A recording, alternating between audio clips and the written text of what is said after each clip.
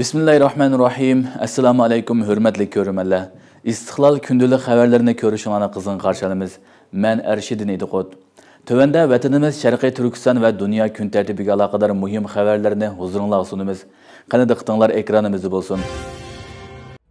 Aldınqı pəsildə Alatav eğizidən toşulğan mallar davamlıq köpəyən. Xitay Şərqi Türkistanның hər qaysı çigra eğizlərindən məcburi əmgək məhsullatlarını çət əlgə toşuş miqdarını davamlıq zoraytıyotqan bulub, aldınqı pəsildə yenə işiş görülgən. Xitay Mərkəzi Radio İstansiyasının 3 aprel xəbər qilishçə, bu yıl 1-ci pəsildə Şərqi Türkistandakı Alatav çigra eğizidən ötən mal miqdarı 4 milyon 200 min tonnağa yetib, bultırqı oxşaş məzgildikidən 7,4% aşqan. Ma'lum bo'lishicha, navbatda Alatav temir yo'l chegara eg'izi orqali qatnaydigan Xitoy-Yevropa navbatchi poyezd liniyasi 123 ga yetgan bo'lib, Germaniya, Polsha qatorliq 21 davlat va rayonga tutishid ekan. To'shilayotgan mahsulotlarning turlari 200 xildan oshadi ekan. Sharqiy Turkistondagi Alatav, Qo'rg'os qatorliq chegara eg'izlaridan chet elga qatnayotgan poyezd qatim soni izchil ish mangan bo'lib, Uyg'ur mecburi emgaki mahsulotlari davomli Osiyo, Yevropa ellariga to'shilgan. 2024 yili Alatav temir yo'l chegara eg'izi orqali qatnaydigan Xitoy-Yevropa navbatchi poyezdi 7684 qitim bo'lib, 2023 yildagidan 15,8% oshgan.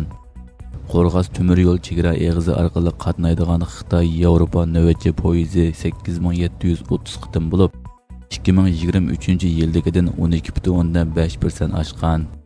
O'ttir hisob bilan har 2 soatda bir navbatchi poyezd qatnagan.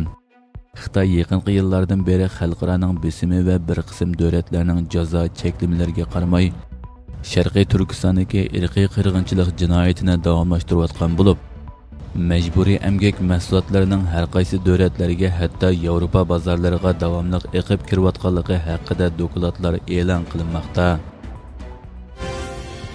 Xitoy yana bir qitim alohida diqqat qilinadigan davlatlar qatoriga kirgizildi.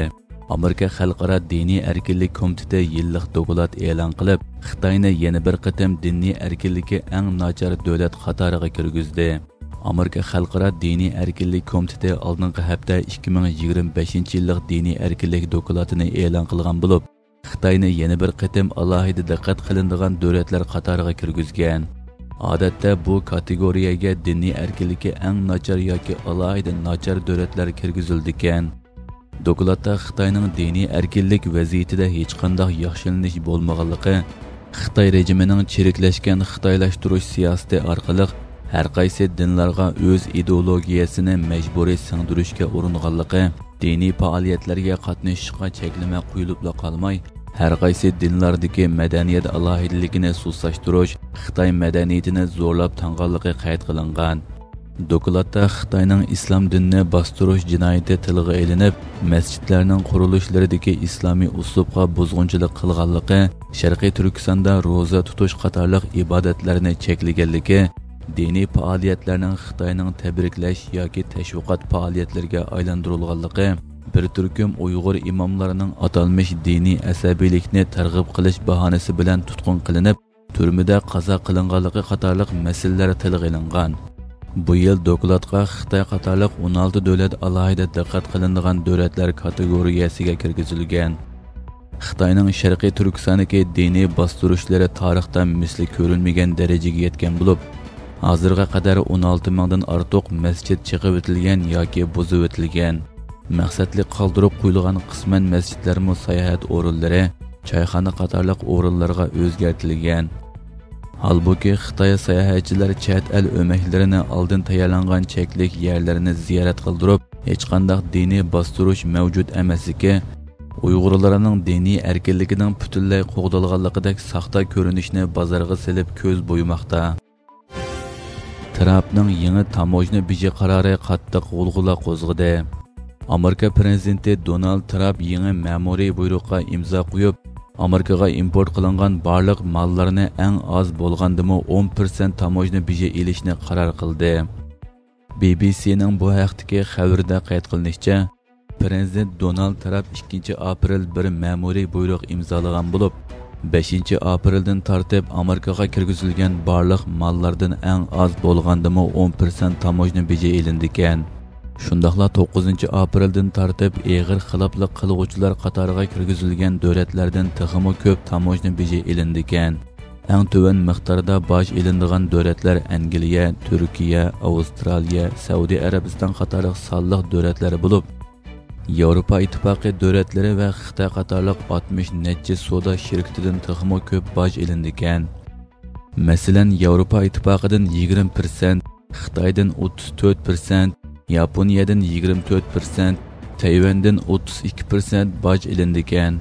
Bundan ilgirki bojni qo'shganda Xitoydan elindigan tamojna beji 54% ga yetadi ekan. Undan boshqa chet eldan import qilingan barliq avtomobillarga 25% boj qo'yildi ekan.